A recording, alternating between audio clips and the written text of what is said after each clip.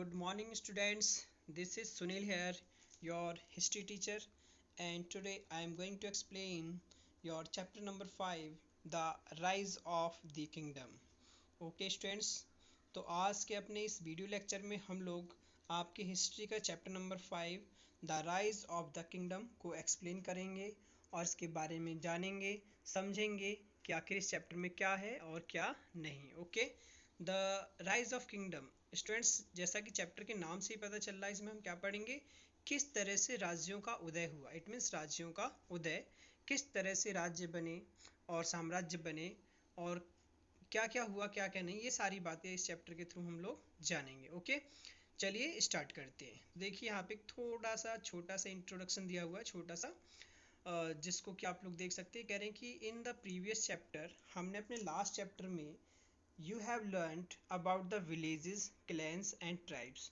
तो हमने अपने लास्ट चैप्टर में किसके बारे में पढ़ा था स्टूडेंट्स? हमने पढ़ा था विलेजेस के बारे में, क्लैंस के बारे में और ट्राइब्स के बारे में. ये कह रहे हैं कि ग्रुप ऑफ विलेजेस मिलकर के क्लैन बनाते हैं और सेवरल क्लैंस मिलकर के क्या बनाते हैं, ट्राइब बनाते हैं, और हर ट्राइब का अपना एक राजा होता है. बट लेकिन यहाँ पर अब एक क्वेश्चन अराइज होता है कि how did people choose there Kings, कि आखिर जो लोग थे उस टाइम पे किस तरह से अपने राजा को चुनते थे और चुना करते थे, किस तरह से नहीं. And how villages changed into kingdoms, और किस तरह से जो विलेजेस थे, जो गांव थे, वो किंगडम्स में चेंज हो गए, बदल गए. In this chapter you will study about the kings, their kingdoms and the early republics. तो इस चैप्टर में हम लोग किंग्स के बारे में, उनके किंगडम्स के बारे में और अर्ली रिपब्लिक्स के बारे में, इन सभी चीज़ों के बारे में हम लोग क्या करेंगे, यहाँ पे स्टडी करेंगे, पढ़ेंगे. आगे कह रहे हैं कि how some man become ruler and how the early kingdoms were formed. किस तरह से कुछ आदमी रूलर बन गए, शासक बन गए, और किस तरह से फिर अर्ली किंगडम्स का विस्तार हुआ. इट मीन्स किस तरह से अर्ली किंगडम बना. चलिए नेक्स्ट अपना हमारा जो फर्स्ट टॉपिक है वो है how some man become ruler. तो जो हमारा फर्स्ट क्वेश्चन था कि आखिर किस तरह से कुछ मैन रूलर बने, शासक बने, इसके बारे में देखते हैं और जानते हैं. देखिए ये कह रहे हैं, do you know how we choose our rulers these days. क्या आप लोग जानते हो कि आज की डेट में हम अपने रूलर्स को कैसे चूज करते हैं. These days the rulers are chosen by elections and voting system known as universal adult franchise. ये कह रहे हैं कि आज की डेट में अगर हम बात करें, आजकल के दिनों में, तो जो रूलर्स है वो इलेक्शन के थ्रू चूज किए जाते हैं और या फिर वोटिंग सिस्टम के थ्रू. इट मीन्स इलेक्शन में जो वोटिंग सिस्टम होता है उसके थ्रू आज का रूलर हमारा क्या किया जाता है, चूज किया जाता है. और इस सिस्टम को हम बोलते हैं यूनिवर्सल अडल्ट फ्रेंचाइजी. इस सिस्टम को बोलते हैं, जो वोटिंग सिस्टम वाला सिस्टम है, इसको क्या बोलते हैं, यूनिवर्सल अडल्ट फ्रेंचाइजी. आगे देखिए कह रहे हैं, under this system all the adult citizens are allowed to vote without discrimination of caste, creed, colour, religion और जेंडर. ये कह रहे हैं कि इस सिस्टम के अंतर्गत जितने भी एडल्ट पीपल हैं, एडल्ट मीन्स जो हमारे 18 से एबो होते हैं, 18 या 18 से एबो जो हो जाता है वो वोट डाल सकते हैं. क्या डाल सकते हैं, वो जो सिटीजन्स है, वो जो नागरिक है, वो क्या कर सकते हैं, वोट डाल सकते हैं बिना किसी जाति के भेदभाव के, बिना किसी धर्म के भेदभाव के, और बिना किसी रंग के आधार पर, बिना किसी रिलीजियन और जेंडर. यानी कि इसमें किसी तरह का कोई डिस्क्रिमिनेशन नहीं है, चाहे उसकी जाति कुछ भी हो, चाहे उसका कलर कैसा भी हो, चाहे वो किसी भी धर्म को मानता हो, किसी भी जेंडर से हो, इससे कोई फर्क नहीं पड़ता. यहाँ पे जब हम वोट डालने के लिए जाते हैं तो यहाँ पर कोई डिस्क्रिमिनेशन नहीं होता. किसी भी जाति का, किसी भी धर्म का, किसी भी जेंडर का व्यक्ति वहाँ पे वोट डाल सकता है, जो कि अडल्ट हो, 18 से एबो हो. ठीक है ना, 18 भी हो तो वो भी डालता है. नेक्स्ट देखिए, but in the ancient times these were not in practice. लेकिन अगर हम बात करें अपने एंशियंट टाइम्स की, पुराने ज़माने की, पुराने समय की, तो ये सारी चीज़ें तब प्रैक्टिस में नहीं थी. Then how did they choose their rulers. तब उस टाइम पे वो लोग रूलर्स को कैसे चूज करते थे, अपने शासक को यानी कि अपने राजा को कैसे चूज करते थे. चलिए आइए देखते हैं. आगे कह रहे हैं, probably they were chosen by the janas और the man who perform big sacrifices were recognised as kings. ये कह रहे हैं कि संभवतः वो लोग, जो जना लोग जो थे, वो लोग चूज करते थे अपने राजा को. कैसे, उस व्यक्ति को चूज करते थे जो बड़े बड़े सेक्रीफाइस करता था और बड़े बड़े त्याग करता था, बड़ी बड़ी चीज़ों को करता था, तो उसको ही वो लोग एज ए किंग के तौर पे क्या करते थे, रिकॉग्नाइज करते थे, उसी को राजा मान लेते थे. कुछ टेक्स्ट हाईलाइटेड किए गए हैं रिचुअल से रिलेटेड, जिसको कि हमने लास्ट चैप्टर में भी देखा था, थोड़ा सा जाना था। अश्वमेधा यज्ञ यानी कि वो लोग जो बड़े बड़े रूलर्स थे, वो लोग अश्वमेध यज्ञ जो होता है उसको परफॉर्म किया करते थे। एक प्रैक्टिस थी, वो भी सेक्रीफाइस था। हॉर्स सेक्रीफाइस को के नाम से जाना जाता है अश्वमेधा को। तो देखिए इसमें क्या होता है, under this a horse was let loose to wander and guarded by the king's man. इसमें क्या होता है कि एक घोड़ा होता है, उसको घोड़े को जो है छोड़ दिया जाता है। किसके लिए? चरने के लिए, इधर उधर टहलने के लिए छोड़ दिया जाता है। और उस घोड़े की जो देखभाल है उस राजा के आदमी करते हैं, जिस राजा ने वो यश अश्वमेध यज्ञ जो है किया होता है, उसके जो सैनिक होते हैं उसको गार्ड करते हैं, उसको देखते हैं। If the horse wandered in the kingdoms of the other kings and was stopped by the king or his men, then that king had to fight. तो यदि वो जो घोड़ा है अगर आप चढ़ते चढ़ते मान लीजिए अपने राज्य की सीमा से निकल के दूसरे राज्य की सीमा में चला जाता है और वहां पर जा करके वो चढ़ता है या कुछ भी करता है, अगर वहां पर जा करके वहां के राजा ने उसको रोक लिया या उसको पकड़ लिया, तो वहां के राजा को इस राजा से क्या करना होता था? फाइट करना होता था, लड़ाई करनी होती थी। और लड़ाई नहीं करता तो उसको उसकी गुलामी स्वीकार करनी होती। इट मीन्स उसकी जो है उसके अधीन होना पड़ता। तो अश्वमेध यज्ञ जो था इसीलिए किया जाता था। देख सकते हैं यहाँ पे पिक्चर भी दे रखी है, a horse ashvamedha being sent by the king to ascertain his authority over a region. एक घोड़ा छोड़ा गया है, देख सकते हो उसके पीछे कुछ सैनिक है जो उसको गार्ड कर रहे हैं।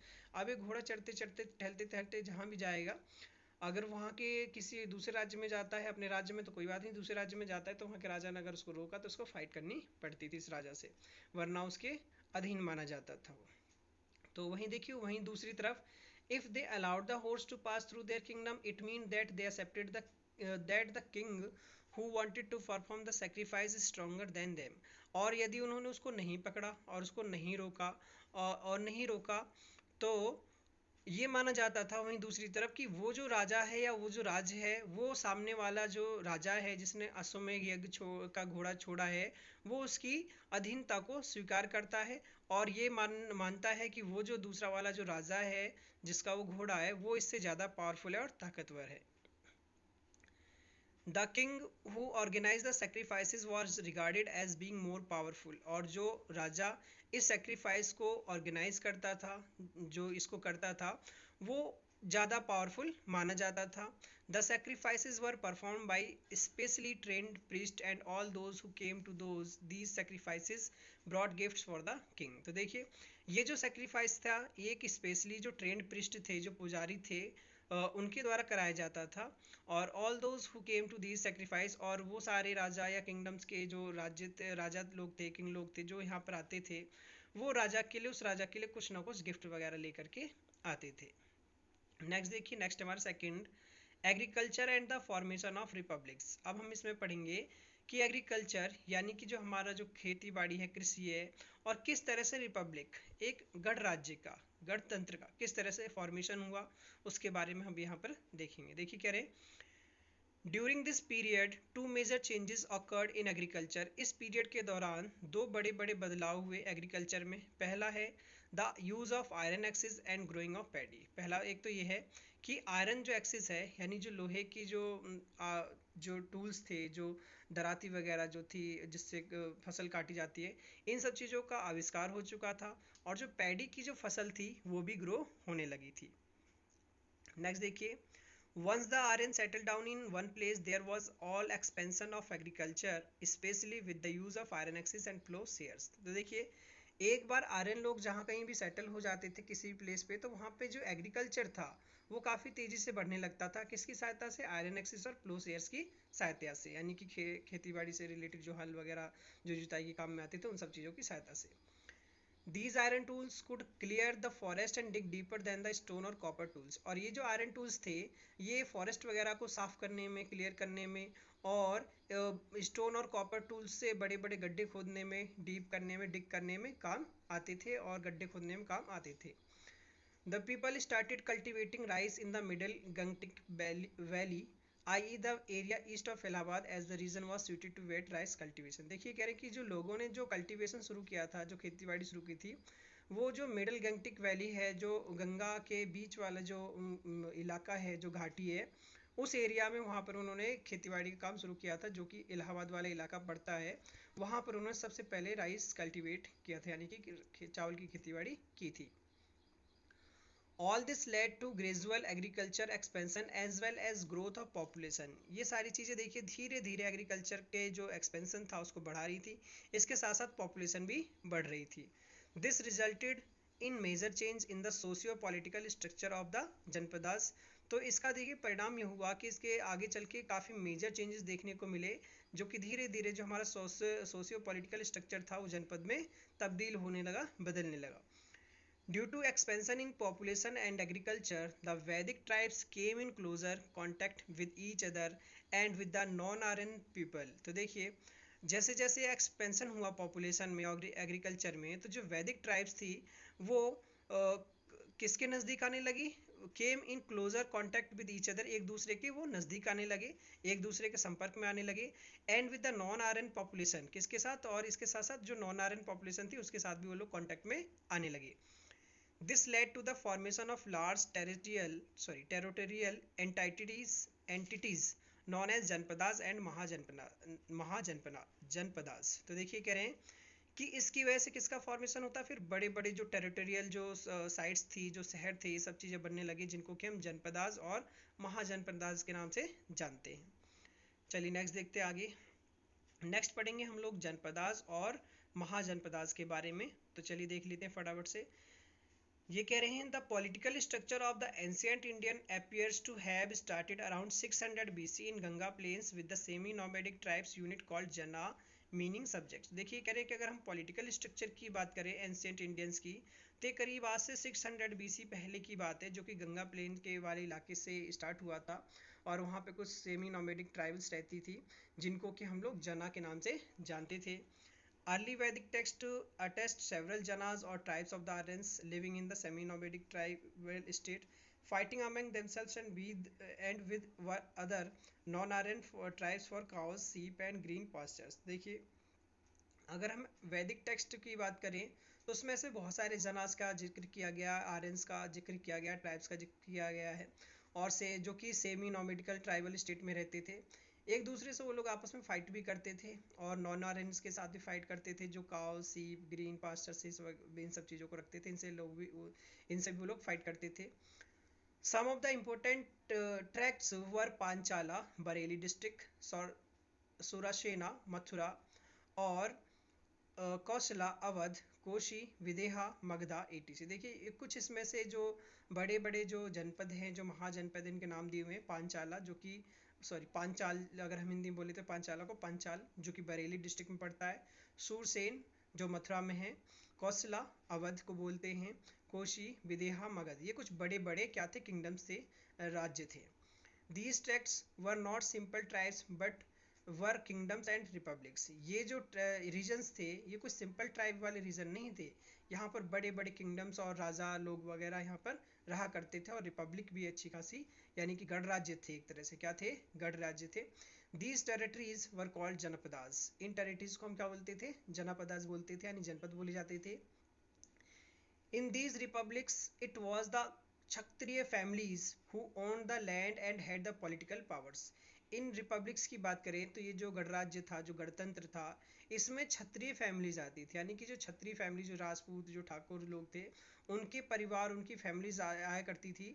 और जो कि जो लैंड वगैरह होते थे, जो ज़मीन वगैरह होती थी, वो सब उसको ऑन करते थे, यानी उसके एक तरह से जागीरदार थे, मालिक थे।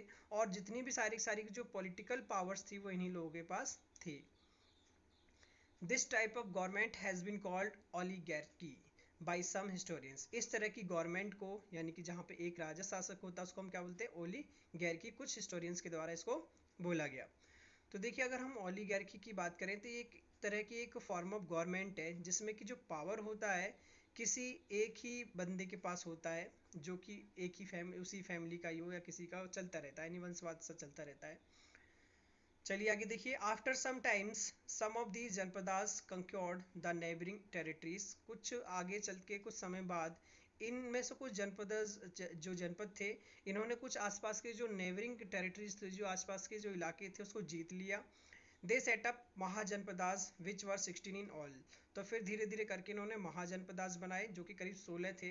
इन 16 महाजनपद में से 16 महाजनपद आपस में कंटिन्यूस फाइट करते रहते थे एक दूसरे से, to capture each others territory. किसके लिए फाइट करते थे वो? ताकि वो एक दूसरे की जो टेरिटरी है, जो रीजन है, जो क्षेत्र है, जो इलाका है, उसको अपने अधीन कर सके और उस पर अपना कब्जा जमा सके, इसके लिए।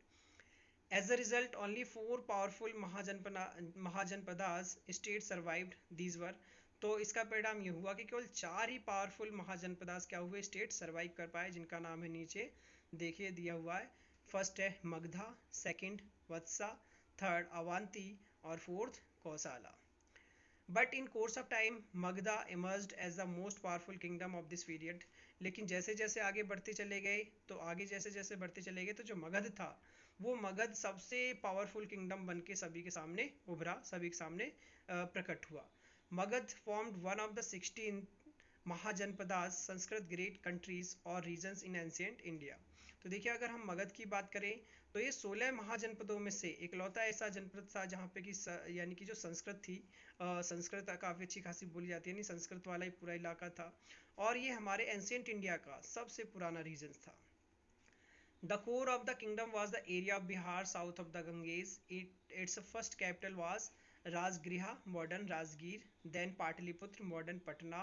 Magadha expanded to included most of Bihar and Bengal with the conquest of Lichvi and Anga respectively, followed by much of eastern Uttar Pradesh. तो देखिए, ये कह रहे हैं कि अगर हम इस किंगडम की बात करें, मगध किंगडम की बात करें, तो ये जो है बिहार वाला इलाका और गंगा का साउथ वाला इलाका सारा कवर करता है। और इसकी जो कैपिटल थी, पहले जो कैपिटल थी वो राजगृहा थी, जिसको कि हम आज की डेट में राजगीर के नाम से जानते हैं। फिर उसके बाद में इसकी राजधानी बनी पाटलिपुत्र, जिसको कि आज की डेट में हम पटना के नाम से जानते हैं। फिर आगे देखिए, फिर इसके बाद में इसका जो एक्सपेंड हुआ, बिहार और बंगाल तक इसका एक्सपेंड हुआ, वहाँ तक की चीज़ों को इन्होंने जीत लिया, बंगाल की लिच्छवी और अंगा जो अंग शासन जो था प्रदेश, सबको जीत लिया।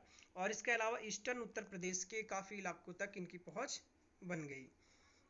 तो यहाँ पर देखिए कुछ कीवर्ड्स दिए हुए, ओलिगार्की जो एक फॉर्म ऑफ गवर्नमेंट है उसकी डिफाइन है, आप लोग देख लीजिएगा, ठीक है। नेक्स्ट आते हैं हम लोग यहाँ पे, इसके अलावा एक और नीचे नोट दिया हुआ, उसको भी देख लेते हैं फटाफट से। देखिए, कह रहे हैं कि around 600 BC there were several kingdoms which did not have the hereditary kings. देखिए, करीब 600 BC में बहुत सारे ऐसे भी किंगडम्स थे जहाँ पे जो वंशवाद वाली जो बात थी वो नहीं चलती थी। दीज वर नॉन एज घना संघाज, इनको हम घन संघाज के नाम से जानते थे, रिपब्लिक्स के तौर पे जानते थे।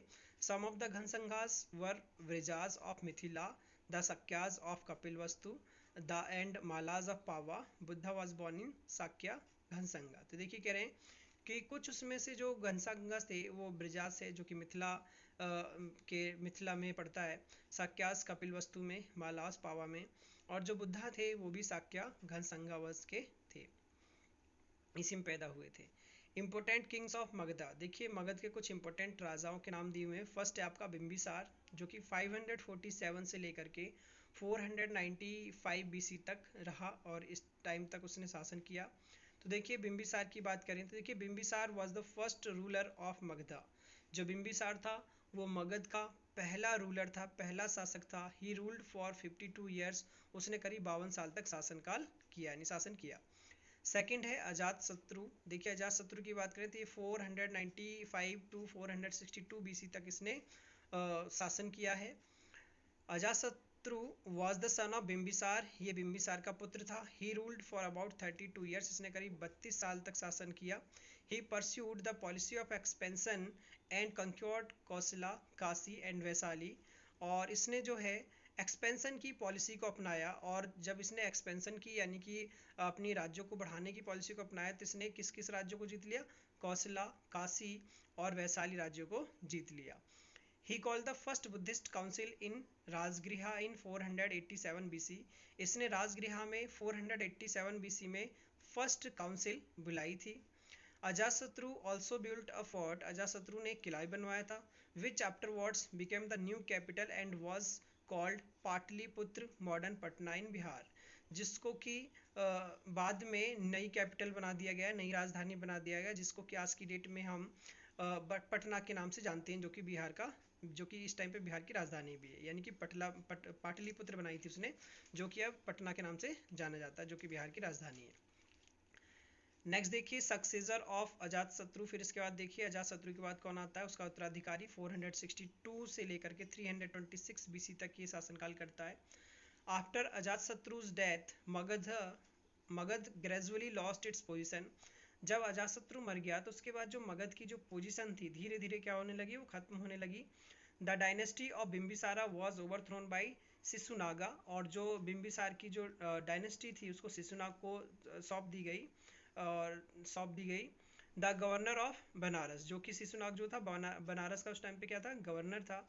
The last king of the Shishunaga dynasty Kalashoka, जो शिशुनाग डायनेस्टी का जो लास्ट राजा था वो कौन था, कालासोका, वॉज मर्डर्ड बाई महापद्माना नंदा, जिसको कि बाद में महापद्माना नंदा के द्वारा मार दिया गया।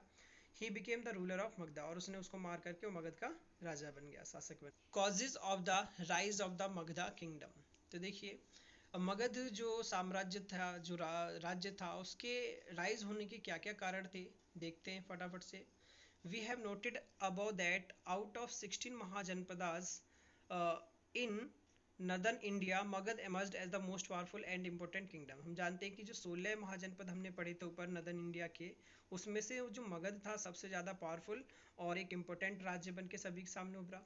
There were several factors responsible for the rise of Magadha to power. इसके पीछे बहुत सारे फैक्टर्स हैं जिसको जो कि रेस्पॉन्सिबल है मगध को पावरफुल बनाने में, वो नीचे दिए हुए हैं। फर्स्ट है आपका ambitious rulers and their strategy. एक तो ये था कि ये बहुत ही महत्वाकांक्षी रूलर था और इसकी जो रणनीति थी काफ़ी अलग थी सबसे। देखिए कैसे, Magadh had ambitious rulers, Magadh में जो थे काफ़ी एम्बिशियस रूलर थे, एक महत्वाकांक्षी राजा शासक हुआ करते थे।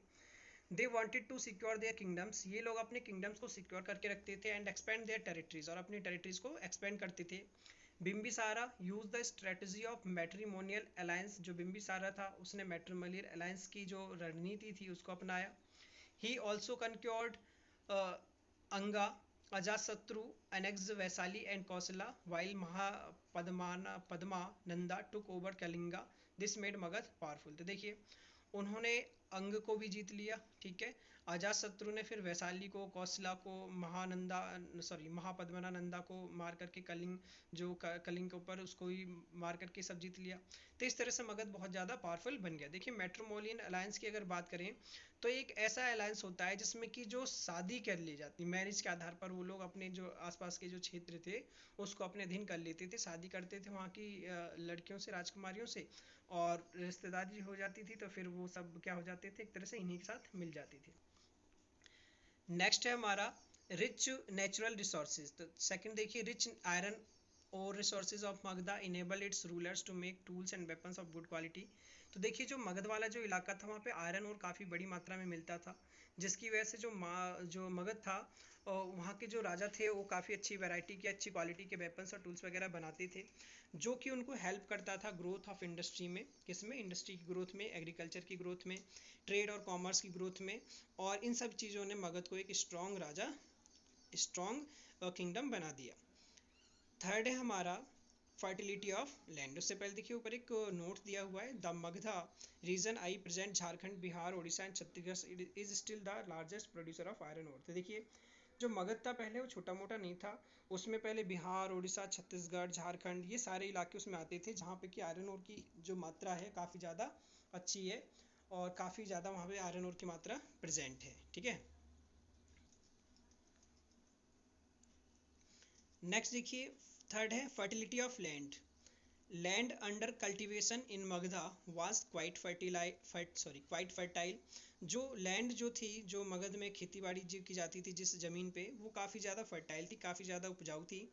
देयर वाज एग्रीकल्चरल प्रॉस्पेरिटी, और वहाँ पे जो एग्रीकल्चर प्रॉस्पेरिटी थी यानी कि जो खेती बाड़ी की संपन्नता थी वो काफ़ी ज़्यादा थी।